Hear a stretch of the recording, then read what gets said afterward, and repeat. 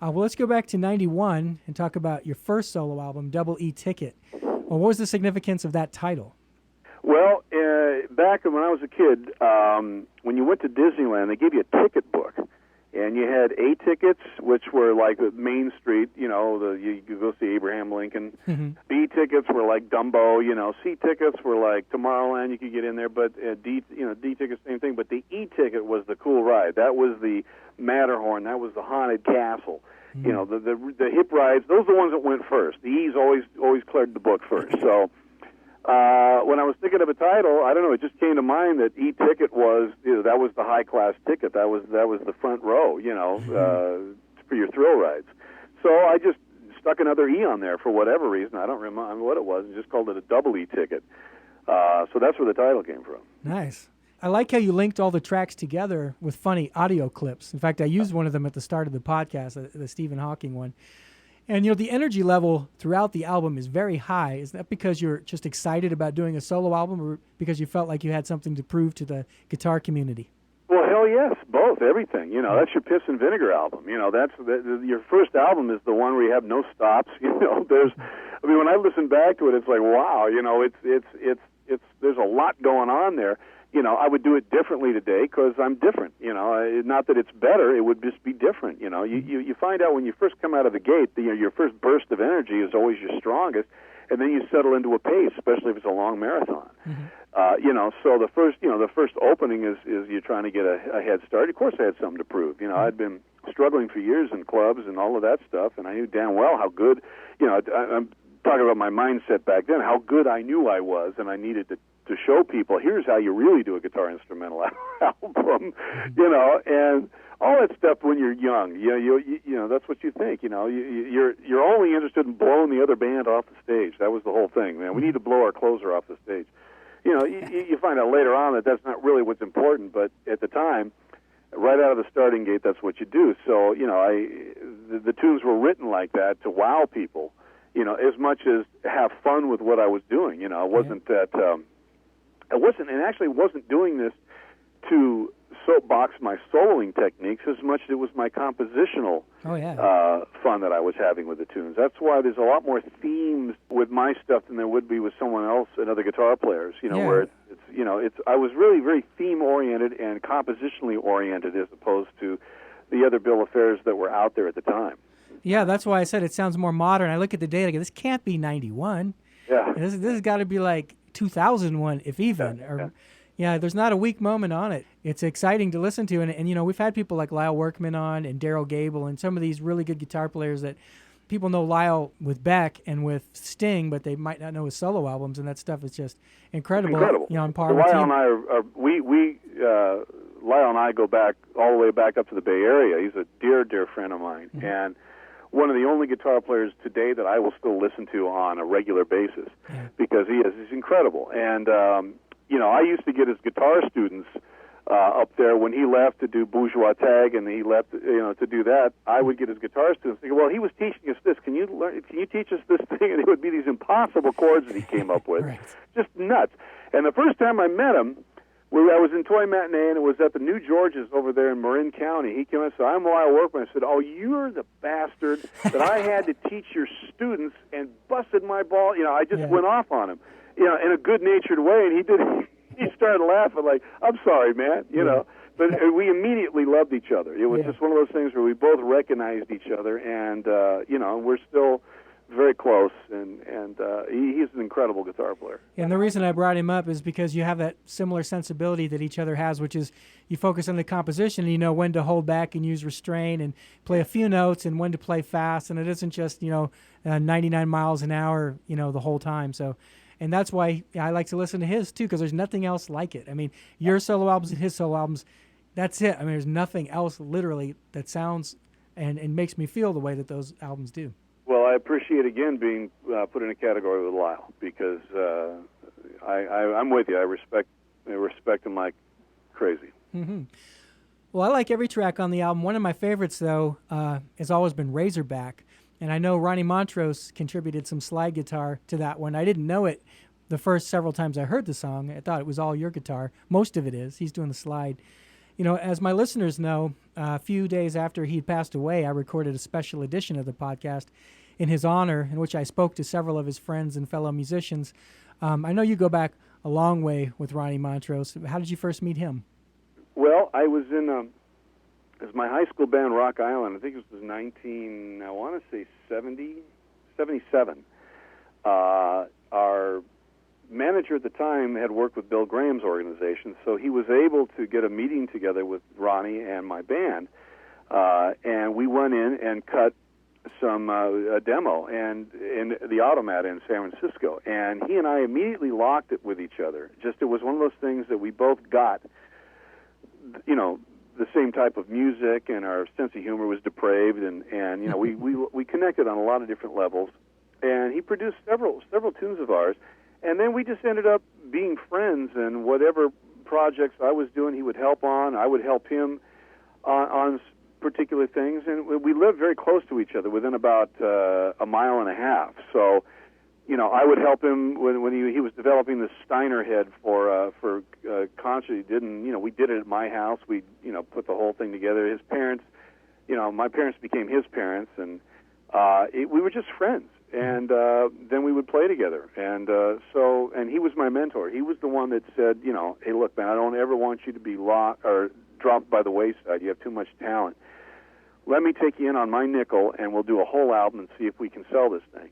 And that's what became Double E Ticket. I mean, those are the demos for Double E Ticket. So I owe him everything. And plus, just his style was just one that I recognized as really being unique. He was one of those guys that would start low. Most guitar players don't start low.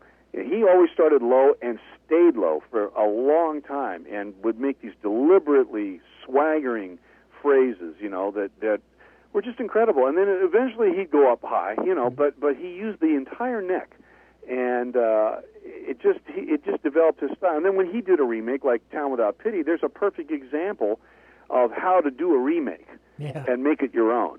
It was brilliant, and which was what Slaughter on Memory Lane was. It was a tribute to his version of Town Without Pity. Right. Of all the things you've done, I think the thing that sounds the most like, still sounding like you, the thing that's most reminiscent of his style is that track.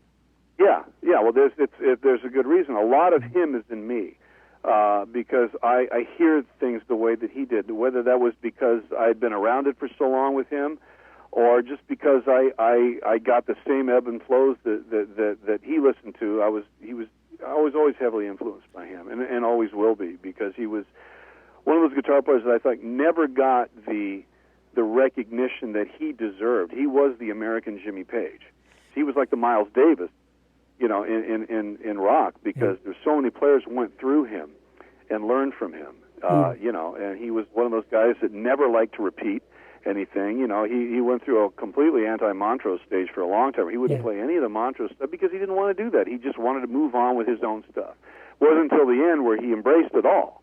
But he was always, tenacious in his pursuit for doing something new, doing something different, and I always, he was a role model for me.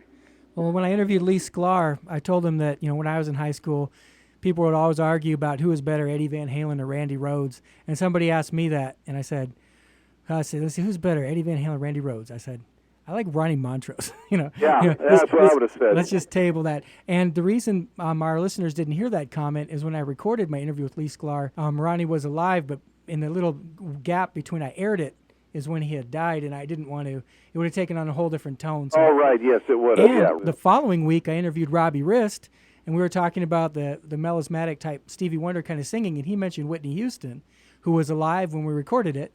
Then, before that aired, she died. So it got to where I was afraid to say anybody's name. I thought I was killing him. Right. Yeah. Well, bringing it back to Ronnie Montrose, let's go back to the 1991 Double E Ticket CD and take a listen to Marc Bonilla and his pal and mentor, Ronnie Montrose, jamming some Razorback.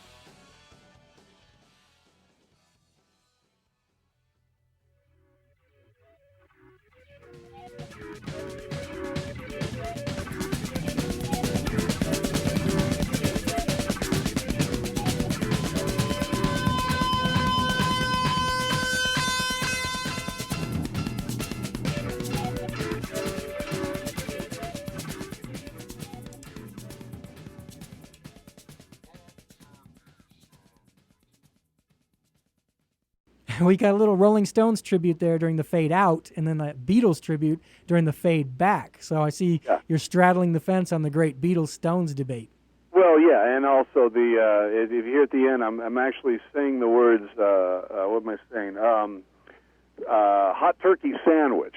The reason for that was that Kevin and I would, we were at his house the whole time during the summer making Double E Ticket, and we were right up from Dupar's, which was this great restaurant down here in L.A., old school restaurant.